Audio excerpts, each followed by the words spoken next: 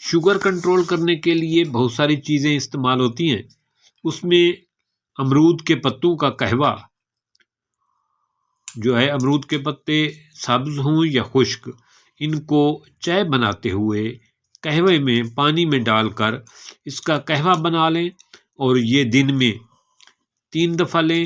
یہ شوگر کو کنٹرول کرنے کے لیے بہت مفید ہے اور اس کا استعمال کافی لوگ کرتے ہیں، تو یہ اس سے شوگر کو کنٹرول کرنے میں مدد ملتی ہے۔